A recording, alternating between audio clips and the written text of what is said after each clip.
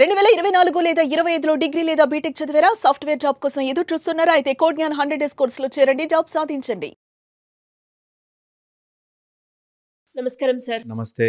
Sir, భర్త తప్పు చేశాడు అని తెలిసిన భార్య తనకి చెప్పాలి అని ప్రయత్నించడం కూడా ఆగిపోయి తన మైండ్లో ఎందుకు ఎప్పుడు ఇలా చేస్తాడు, అది తప్పని తెలిసినాక కూడా ఇప్పుడు నేను ఏం మాట్లాడితే ఎలా రియాక్ట్ అవుతాడో నాకు అర్థం కావట్లేదు.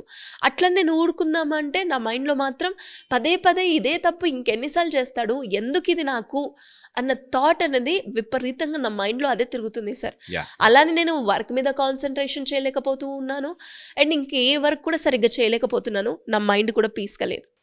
ఇలాంటి సందర్భాల్లో ఎలా ముందుకెళ్ళాలి? నేను ఎప్పుడు చెప్తున్నా కూడా ఈ మధ్య మనకు కొన్ని కేసులు అట్లా వచ్చాయి.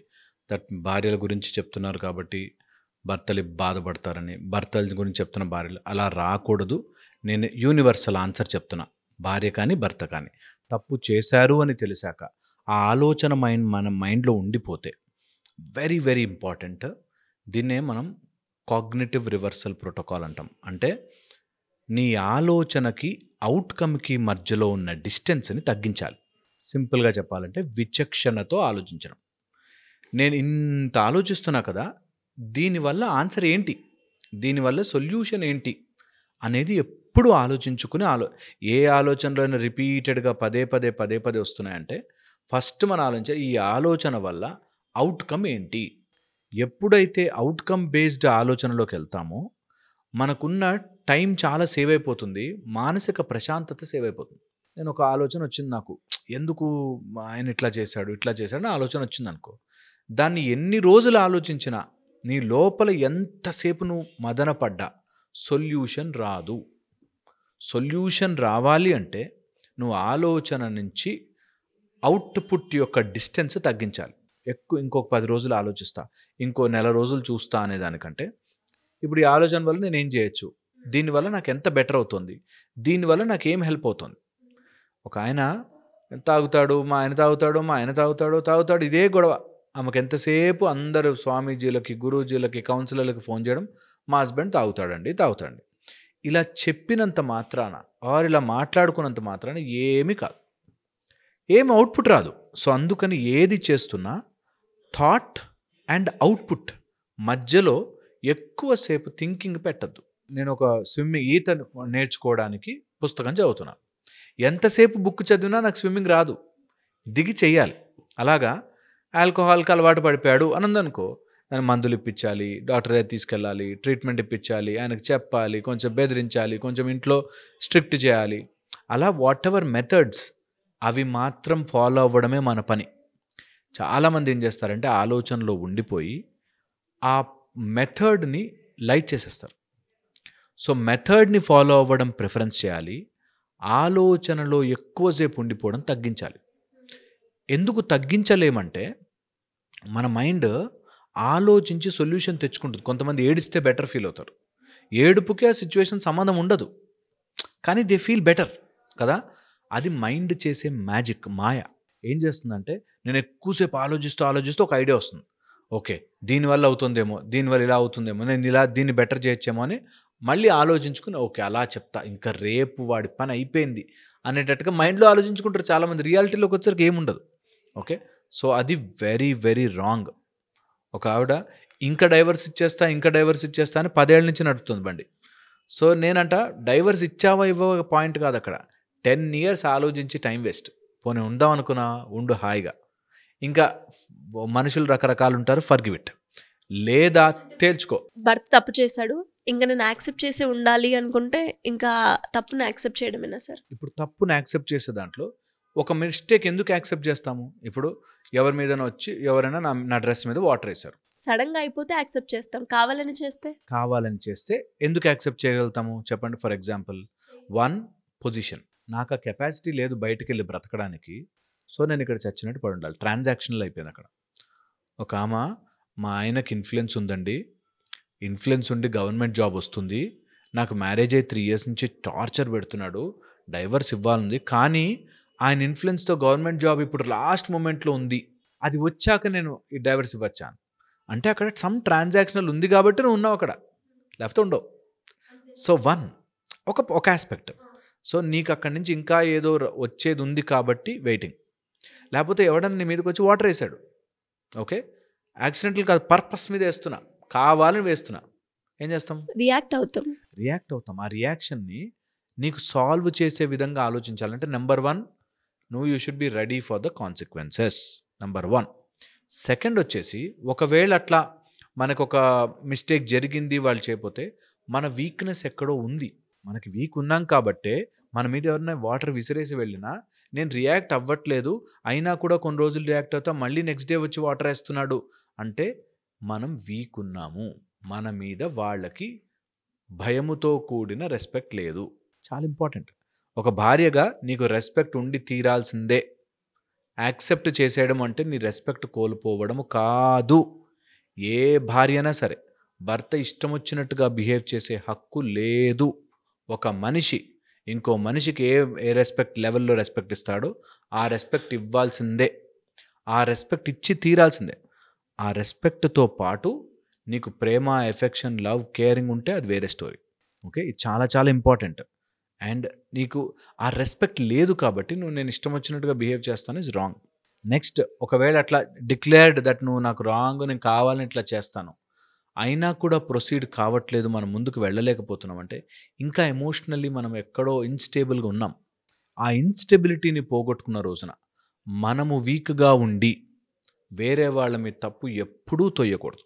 నేను నా మీద రోజు వాటర్ వేస్తుంటే నేను కనీసం దానికి అగెయిన్స్ట్గా నించుని అట్లా చెయ్యకూడదు అని చెప్పలేకపోతున్నానంటే ఎవరి వీక్నెస్ అనేది ఆలోచించుకోవాలి. నన్ను రోజు మాటలతో గుచ్చుతున్నా, రోజు తిడుతున్నా, బట్ బయట ఏదో రాంగ్ రిలేషన్ పెట్టుకున్న నా దగ్గరకు వచ్చినా అయినా కూడా ఇంకా పిల్లల కోసం ఉండాలి అని నాటకాలు చేస్తున్నానంటే రాంగ్. నువ్వు ముందు గట్టిగా నించో. డైవర్స్ ఇచ్చేయమనో, విడిపోమనో, కొట్లాడమనో కాదు, ముందు స్టే స్ట్రాంగ్. అర్థం చేసుకోవాలి కదా. ఇప్పుడు నిల్చుని నేను కమ్యూనికేట్ చేస్తా ఆ పర్సన్ తోటి, వినాలి కదా, విన్నాక అర్థం చేసుకోవాలి కదా. అదే అంటున్నా, నువ్వు ఆ ఎక్స్పెక్ట్ చేసిన రోజులు ఇబ్బంది పడతావు. నీ పాయింట్ చెప్పడానికి అవతల వాడు అర్థం చేసుకోవడానికి లాట్ ఆఫ్ డిఫరెన్స్. ఒకవేళ నేను చెప్పగానే అయ్యో అవునా నువ్వు ఎంత మంచిదానివి, నేనే తప్పు చేశాను ఒప్పుకుంటే ఇంత బాధే ఉండదు. ఎవరికి వినరు అంత ఈజీగా, మనుషులు అంత ఈజీగా వినరు. They will constantly push. ఎప్పుడైనా అట్లా ఉంటే నేను చెప్తున్నట్టుగా డెసిషన్ తీసుకునేటప్పుడు నీకంటూ ఒక స్టెబిలిటీ ఉంటే, నేను ఫర్ ఎగ్జాంపుల్ చెప్తాను అర్థమవుతుంది కాబట్టి, నీ దగ్గర ₹1,00,00,000 ఉంటే 10 లక్షల ప్రాపర్టీని ఎట్లా డీల్ చేస్తావు? ప్రాబ్లమ్ని 10 లక్షలు కదా, మ్యాక్సిమం ఏమవుతుంది 10 లక్షలు ఇచ్చేస్తా అనేటట్టు డీల్ చేస్తాం. నాకు ఆ కేపబిలిటీ లేనప్పుడే అమ్మో 10 lakhs పోతాయేమో, 10 lakhs పోతాయేమో దాంట్లో ఉంటాం. నాకు అన్ని రకాల కేపబిలిటీస్ ఉన్నాయి అని తెలిసిన రోజున ఎవరు విన్నా వినకపోయినా they will stay strong. So ఈ పాయింట్ నేను డైరెక్ట్గా ఎందుకు అడ్రస్ చేయలేకపోతున్నానంటే కొంతమంది విని రాంగ్ డెసిషన్స్ తీసుకుంటున్నారు. అందుకని ఒక ప్రాబ్లం వచ్చినప్పుడు అవతల వాడు విననప్పుడు అన్ని డెసిషన్స్ తీసుకోవడానికి మనసు సిద్ధంగా ఉండాలి. అటు తిప్పి మన వీక్నెస్సే మళ్ళీ వచ్చి అంటే పిల్లల భవిష్యత్ అండి, అంటే రేపొద్దున్న నేను ఎక్కడ ఉండాలండి. అమెరికా నుంచి ఒక ఆవిడ ఫోన్ చేసింది నాకు, యుఎస్ క్లయింట్. తను అక్కడ ఇంకొన్ని రోజుల్లో సిటిజన్షిప్ వచ్చేస్తే ఇంకా అవసరం ఉండదు, అందుకని వీడు పెట్టే టార్చర్ భరిస్తున్నానండి. ఈ టైప్లో సమ్ లాక్ ఉంటుంది. బయటకు రా, నిన్ను ఎవరినో కొడుతుంటే ఎలా ఉంటావు అక్కడ, బయటకు రా అంటే యాక్చువల్లీ అది ఇప్పుడు ఈ సమయంలో ఏవో చెప్తారు. సో నీకు సమ్ కనెక్షన్స్ ఉన్నాయి, సో ఇది ఒక కారణంగా చూపిస్తున్నాం. నీకు సమ్ రిక్వైర్మెంట్స్ ఉన్నాయి. సో అలాగా ఒక్కొక్క రకంగా ఒక్కొక్క డీల్ చేస్తారు. అందరూ అట్లా ఉంటారని కాదు, బట్ మెజారిటీ అలా అవుతుంది. మీరు అన్నట్టుగానే ఏదో ఒక లాక్ అక్కడ ఉంది సార్. అలాంటప్పుడు ఎలా మనం ముందుకెళ్ళాలి అంటే ఆ లాక్ని అది ఉంది అని అక్కడే ఆగిపోతూ ఉంటారు. అక్కడ ఆగిపోకుండా బయటికి రావాలి. Decision that is where your strength will come out. ఆ స్ట్రెంగ్త్ మన లోపల, అది పోయినా పర్లేదు, నేను దాని బాధ భరించగలను, బట్ ఈ టార్చర్ని అనుభవించలేకపోతున్నాను అనే తెగింపు వచ్చిన రోజున అన్ని సెట్ అవుతాయి. ఆ తెగింపు రావాలి. That strength, that okay some లైఫ్లో సమ్ ప్రాబ్లమ్స్ నేను ఫేస్ చేస్తాను, నాకు ఆ సిటిజన్షిప్ అవసరం లేదు, నాకు ఇలా ఇంట్లో సొసైటీ ఏమనుకుంటుందో అనే బాధ లేదు, నేను ముందు సంతోషంగా బ్రతికలేకపోతే నా పిల్లలు ఏమవుతారు అనే ధైర్యము రాకపోతే, ధైర్యము లేని రోజున బాధపడతాం. ఆ ధైర్యము రావాలి. ఆ ధైర్యం రావడానికి there are methods like legal support తీసుకోవాలి, ఎమోషనల్ సపోర్ట్ తీసుకోవాలి, థెరపీ చేయించుకోవాలి, స్పిరిచువల్గా హెల్ప్ తీసుకోవాలి, మనకి ఈ ప్రాబ్లం అసలు ఎందుకు వస్తుంది దానికి సంబంధించి తీసుకోవాలి.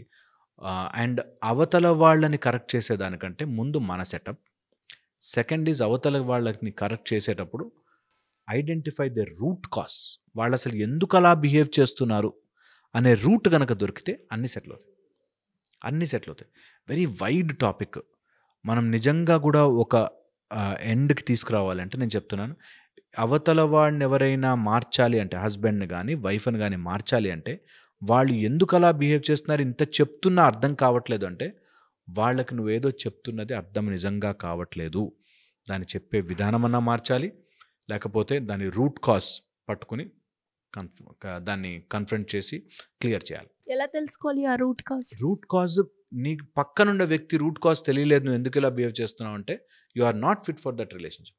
సో ఖచ్చితంగా ఎందుకు ఇతను ఇలా బిహేవ్ చేస్తున్నాడు నాతో, నేనేం తక్కువ చేశాను, తనకేం ఎక్కువ అవుతుంది అనేది తెలుసుకుని తీరాలి. Go down below it as much as possible. ఒక వ్యక్తి ఎందుకు ఇలా చేస్తున్నాడని వెళ్ళి దాన్ని గనక మనం కరెక్ట్గా ఐసోలేట్ చేసి పట్టుకోగలిగితే, కొంతమంది బై వర్చ్యూ బ్యాడ్, అలాంటి వాళ్ళతో ఎక్కువసేపు ఉండకూడదు. ఇప్పుడు ఒక బురద పంది బురదలోనే కూర్చుంటుంది, వెళ్ళి it feels good in it చెప్పి కరెక్ట్ చేయలేం. ఒక కుక్కని బౌబౌ అని అరవద్దు అని చెప్పలేం. That is how it is made. అలాగా కొంతమంది హ్యాబిచువల్లీ రాంగ్ ఉంటారు, వాళ్ళని ఏం చేయలేం. అలా కాకుండా బై సమ్ ఒపీనియన్స్ వల్ల, సమ్ ఐడియాలజీ వల్ల తప్పైతే వాళ్ళని కరెక్ట్ చేయొచ్చు. ట్రూ సార్, మీరు చెప్పినట్టుగానే చాలామంది కూడా అది తప్పు ఏదైనా ఉండొచ్చు, ఆ థాట్ ప్రాసెస్లో వాళ్ళకి జనరేట్ అయ్యే థాట్స్ ఏవైతే ఉన్నాయో వాటికి సంబంధించి ఆలోచించి ఇటు వెళ్ళాలా అటు వెళ్ళాలా ఆడిన కన్ఫ్యూజన్ స్టేట్లో ఉండడం. ఇప్పుడు నేను ఏవైతే క్వశ్చన్స్ అడిగానో అలాంటి దళమాలో ఉన్న వాళ్ళే చాలామంది ఉన్నారు. సో వాళ్ళందరికీ కూడా ఇది బాగా ఉపయోగపడుతుంది అనుకుంటున్నాను. Anyways, great information. Thank you so much. Suman టీవీలో మీ పర్సనల్ అండ్ బిజినెస్ ప్రమోషన్స్ కోసం కింది నెంబర్కి కాంటాక్ట్ చేయండి.